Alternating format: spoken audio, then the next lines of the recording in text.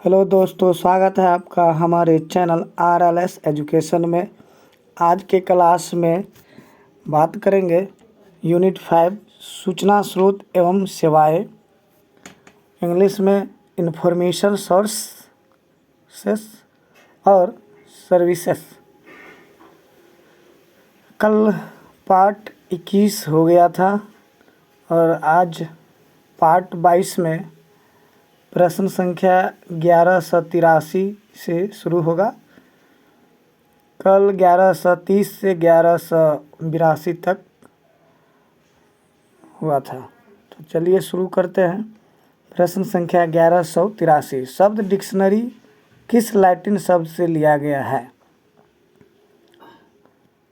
अगर आप हमारे चैनल पर नए हैं तो हमारे चैनल को सब्सक्राइब कर ले। बिहार लाइब्रेरियन की तैयारी अगर करते हैं तो, या किसी भी लाइब्रेरियन परीक्षा के लिए, तो हमारे चैनल को ज़रूर सब्सक्राइब कर ले। राइट ऑप्शन होगा डी, डिक्शनेरियम होगा, डिक्शनेरियम। प्रश्न संख्या 1184, डिक्शनरी शब्द की उत्पत्ति लैटिन शब्द डिक्शनेरियम से हुई है, जिसका अर्थ है, right answer option a collection of words and phrases. प्रश्न संख्या 1185, शब्दकोश के संबंध में कौन सा कथन सही है? तो इसका राइट आंसर ऑप्शन डी होगा, उपरोक्त सभी हो जाएगा। ए में है, शब्दकोश एक पुस्तक है जिसमें विभिन्न शब्दों, पर्यायवाची शब्दों आदि के अर्थों को एक निश्चित क्रम में व्यवस्थित किया जाता है, जो आमतौर पर वर्णानुक्रम में होता है। बी में किसी भी शब्द का अर्थ समझने के लिए शब्दकोशों का अध्ययन किया जाता है। सी में शब्दकोशों की तरह विभिन्न नामों वाले स्रोतों का उपयोग किया जाता है, जैसे शब्दावली, लेक्सिकन, थिसॉरस आदि। राइट आंसर ऑप्शन डी, उपरोक्त सभी हो जाएगा। प्रश्न संख्या 1186, शब्दकोशों को सामान्यतः विभाजित किया जा सकता है। इसका राइट आंसर हो जाएगा option D, all of the above.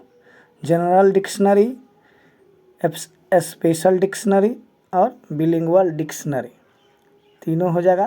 तो राइट आंसर ऑप्शन डी हो जाएगा, ऑल ऑफ दी एबव। प्रश्न संख्या 1187, ऑक्सफोर्ड इंग्लिश डिक्शनरी किस प्रकार की डिक्शनरी का उदाहरण है? इसका राइट आंसर हो जाएगा ऑप्शन ए, जनरल डिक्शनरी है।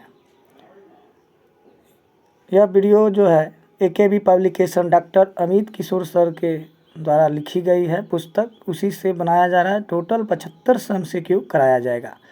1188 का आंसर है बी, स्पेशल डिक्शनरी।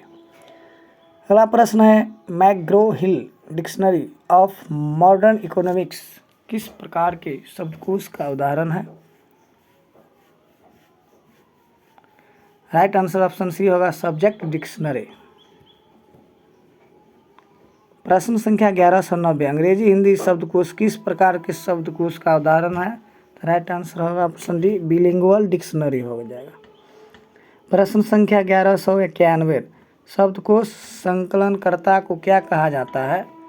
इसका राइट आंसर हो जाएगा ऑप्शन ए, लेक्सिकोग्राफर।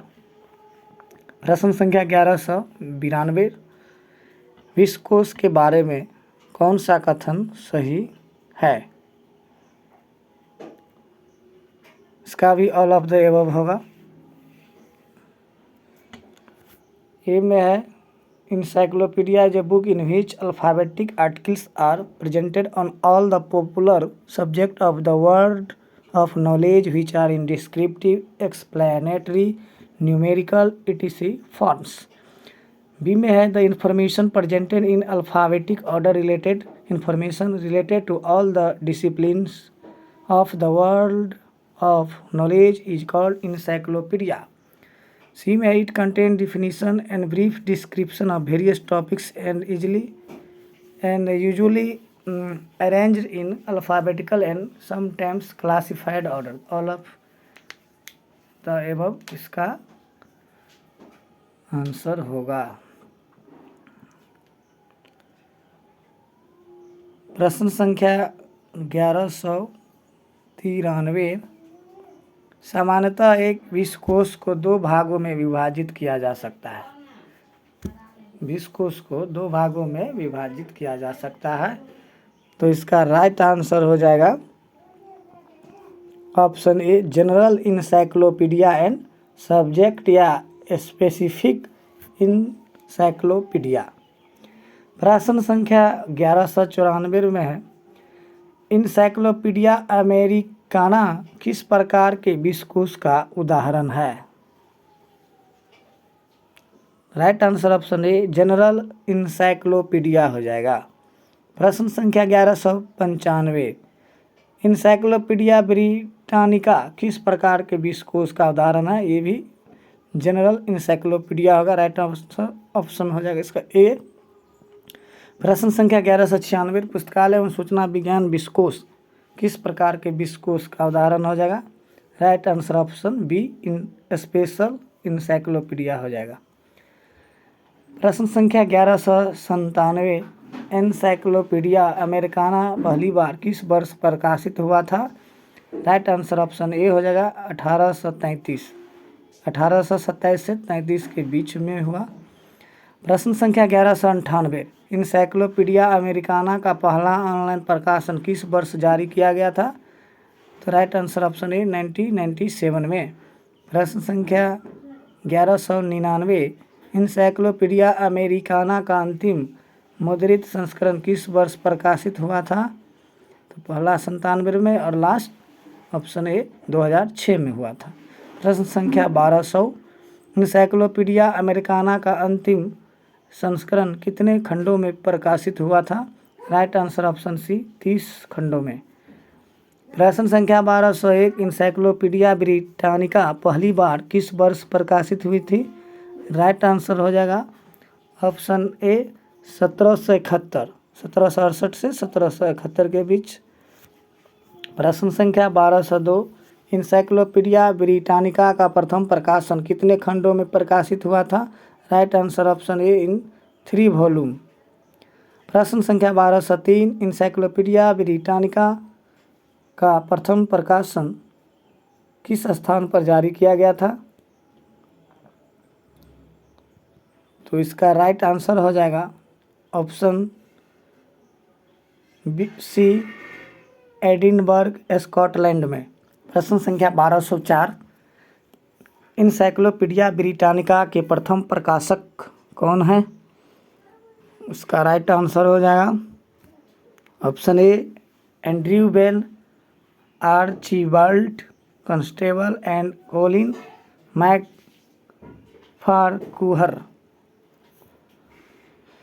प्रश्न संख्या 1205, इंसाइक्लोपीडिया ब्रिटानिका का अंतिम संस्करण कौन सा है? इसका राइट आंसर ऑप्शन ए, 15th।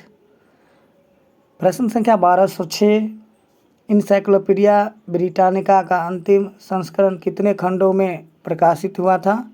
Right answer option D, 32। प्रश्न संख्या 1207, इंसाइक्लोपीडिया ब्रिटानिका का अंतिम संस्करण किस वर्ष प्रकाशित हुआ था? इसका राइट आंसर हो जाएगा ऑप्शन डी, 2010। प्रश्न संख्या 1208, इंसाइक्लोपीडिया ब्रिटानिका का अंतिम संस्करण कितने भागों में प्रकाशित हुआ था? राइट आंसर होगा ऑप्शन ए, 3। प्रश्न संख्या 1209, इंसाइक्लोपीडिया ब्रिटानिका के अंतिम संस्करण के कौन से भाग हैं? इसका राइट आंसर हो जाएगा ऑप्शन नंबर ए, मैक्रोपेडिया और प्रोपेडिया। प्रश्न संख्या 1210, इंसाइक्लोपीडिया ब्रिटानिका का कौन सा भाग तत्काल संदर्भ रेडी रेफरेंस के रूप में कार्य करता है? Right answer option A, first part Macropaedia. प्रश्न संख्या 1211, इंसाइक्लोपीडिया ब्रिटानिका के किस भाग में किसी विषय पर बड़ा लेख होता है? राइट आंसर होगा ऑप्शन सी, सेकेंड पार्ट माइक्रोपेडिया। प्रश्न संख्या 1212, इंसाइक्लोपीडिया ब्रिटानिका का कौन सा भाग ज्ञान की रूपरेखा का वर्णन करता है? Right answer option D, third part Propaedia. प्रश्न संख्या 1213, ग्रंथ सूची के बारे में कौन सा कथन सही होगा? ये भी राइट आंसर ऑप्शन डी होगा, उपरोक्त सभी।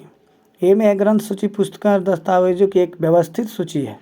ग्रंथ सूची उपयोगकर्ताओं के लिए संबंधित दस्तावेजों तक पहुंचाने की कुंजी के रूप में कार्य करती है। राइट आंसर है सी है, इसका उपयोग किसी विषय पर उपलब्ध दस्तावेजों की महत्वपूर्ण जानकारी प्रदान करने के लिए किया जाता है। सही बात है, इसलिए ऑप्शन डी हो जाएगा, उपरोक्त सभी। प्रश्न संख्या 1214, ग्रंथ सूची को इस प्रकार विभाजित किया जा सकता है? राइट आंसर ऑप्शन बी होगा, national bibliography and trade bibliography. प्रश्न संख्या 1215 में है, ब्रिटिश ग्रंथ सूची BNB का पहला संस्करण किस वर्ष प्रकाशित हुआ था? राइट आंसर ऑप्शन ए, 1950 में। प्रश्न संख्या 1216, ब्रिटिश राष्ट्रीय ग्रंथ सूची का इलेक्ट्रॉनिक रूप में प्रकाशन किस वर्ष प्रारंभ किया गया था? राइट आंसर हो जाएगा ऑप्शन डी, 2003 में। प्रश्न संख्या 1217, ब्रिटिश राष्ट्रीय ग्रंथ सूची किस प्रकार की ग्रंथ सूची का उदाहरण है? राइट आंसर ऑप्शन ए, नेशनल बिब्लियोग्राफी हो जाएगा। प्रश्न संख्या 1218 में है, बुक्स इन प्रिंट्स किस प्रकार की ग्रंथ सूची का उदाहरण है? इसका राइट आंसर हो जाएगा सी, ट्रेड बिब्लियोग्राफी। प्रश्न संख्या 1219, भारत की राष्ट्रीय ग्रंथ सूची का नाम क्या है? राइट आंसर ऑप्शन ए, इंडियन नेशनल बिब्लियोग्राफी INB। प्रश्न संख्या 1220, भारतीय राष्ट्रीय ग्रंथ सूची का प्रकाशन किस वर्ष प्रारंभ हुआ? राइट आंसर हो जाएगा ऑप्शन ए, सिंस 1958। प्रश्न संख्या 1221, भारतीय राष्ट्रीय ग्रंथ सूची के प्रकाशन की आवृत्ति क्या है? राइट आंसर ऑप्शन ए, मंथली है, मासिक। प्रश्न संख्या 1222, कंप्यूटरीकृत प्रारूपों में भारतीय राष्ट्रीय ग्रंथ सूची का प्रकाशन किस वर्ष प्रारंभ हुआ? राइट आंसर ऑप्शन ए, जून 2000 में। प्रश्न संख्या 1227, भारतीय राष्ट्रीय ग्रंथ सूची का प्रकाशन कौन करता है? राइट आंसर हो जाएगा ऑप्शन ए, सेंट्रल रेफरेंस लाइब्रेरी, कोलकाता। प्रश्न संख्या 1224, भारतीय राष्ट्रीय ग्रंथ सूची में कितनी भाषाओं के साहित्यों को शामिल किया जाता है? राइट आंसर ऑप्शन बी, इन 14 लैंग्वेज यानी 14 लैंग्वेज को। प्रश्न संख्या 1225 में भारतीय राष्ट्रीय ग्रंथ सूची में प्रविष्टियाँ किस व्यवस्था में व्यवस्थित की जाती है? राइट आंसर ऑप्शन ए, क्लासिफाइड अरेंजमेंट में। प्रश्न संख्या 1226 में है, भारतीय राष्ट्रीय ग्रंथ सूची में व्यवस्था हेतु किस वर्गीकरण योजना का प्रयोग किया जाता है? इसका राइट आंसर होगा option B, Dewey decimal classification 22 edition. प्रश्न संख्या 1227, INB के सूचकांक को कितने भागों में बांटा गया है? इसका राइट आंसर हो जाएगा ऑप्शन ए, 3, क्लासिफाइड पार्ट में, सब्जेक्ट इंडेक्स में एंड ऑथर इंडेक्स में, 3 भाग में बांटा जाता है। प्रश्न संख्या 1228 में INB को कितने भागों में बांटा जाता है? राइट आंसर ऑप्शन बी, 2 भाग में। पहला जनरल और गवर्नमेंट पब्लिकेशन। प्रश्न संख्या 1229, इनमें से INB में कौन सा शामिल नहीं होता है?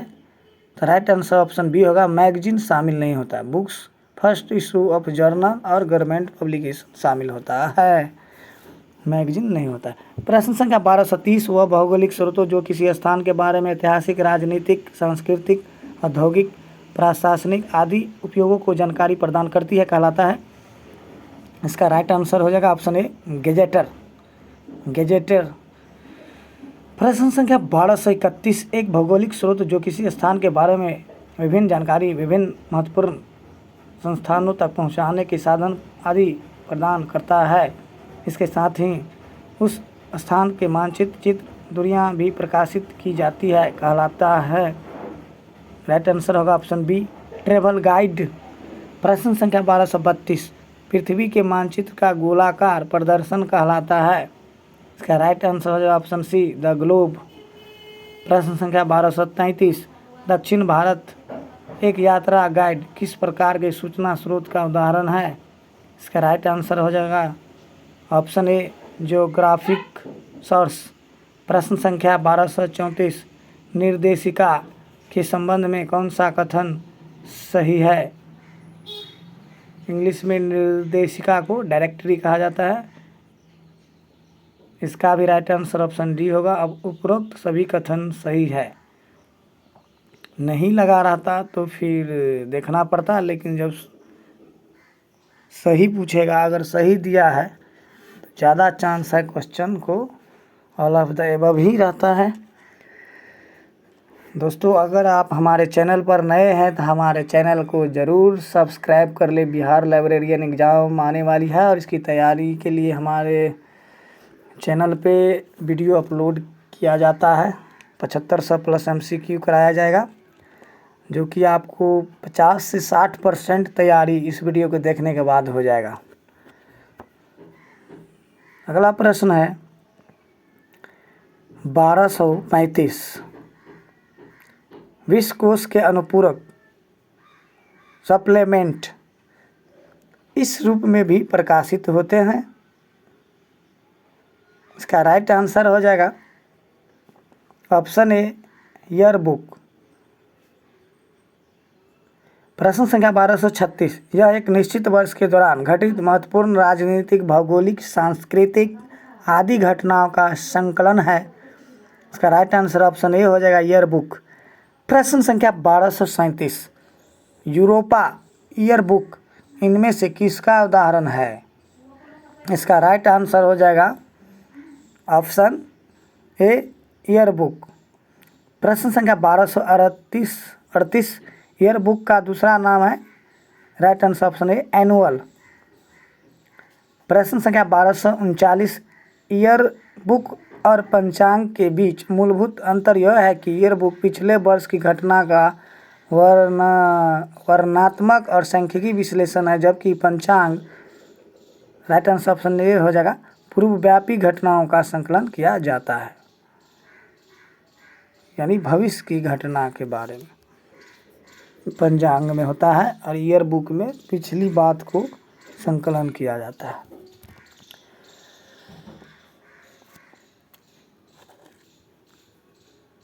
प्रश्न संख्या 1240 इनमें से कौन सा पंचांग यानी अलमनक का उदाहरण है? अलमनक का उदाहरण होगा। राइट आंसर हो जाएगा इसका भी option D all of the above. Astronomical, informatical, tropical, almanacs, all of the above हो जाएगा। प्रश्न संख्या 1241 जीवनी स्रोतों यानी बायोग्राफिकल सोर्स के बारे में कौन सा कथन सही है? उपरोक्त सभी हो जाएगा इसका भी। ये में यह एक ऐसी पुस्तक है जिसमें किसी विशेष व्यक्ति की जीवनी, उससे जुड़ी घटना, महत्वपूर्ण दस्तावेज का संग्रह होता है। बी में इसका उपयोग संदर्भ लाइब्रेरियन द्वारा व्यक्ति के बारे में जानकारी प्रदान करने के लिए किया जाता है। प्रमुख उदाहरण है अंतर्राष्ट्रीय कौन है, अमेरिका में कौन है, भारत में कौन है आदि इस टाइप का।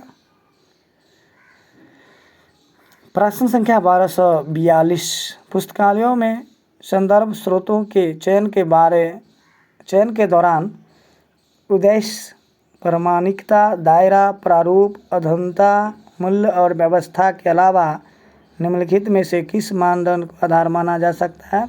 Right answer option a user. प्रश्न संख्या 1243 इंडिया हुज हू का प्रकाशन कौन करता है? राइट आंसर हो जाएगा ऑप्शन ए INFA पब्लिकेशन। प्रश्न संख्या 1246 इंडियन हुज हू पहली बार किस वर्ष प्रकाशित हुआ था? 1969 में। प्रश्न संख्या 1245 इंडिया हुज हू कहाँ से प्रकाशित होता है? इसका राइट आंसर हो जाएगा ऑप्शन ए न्यू दिल्ली। प्रश्न संख्या 1246 हुज हू इन अमेरिका का प्रकाशन कौन करता है? राइट आंसर ऑप्शन ए हो जाएगा मार्किस पब्लिकेशन। प्रश्न संख्या 1247 हुज हू इन अमेरिका का पहला प्रकाशन किस वर्ष प्रकाशित हुआ? राइट आंसर ऑप्शन डी 1899 में। दोस्तों, अगर यह वीडियो अच्छा लगता है तो हमारे वीडियो को ज़रूर लाइक करें। वीडियो देखने के लिए धन्यवाद।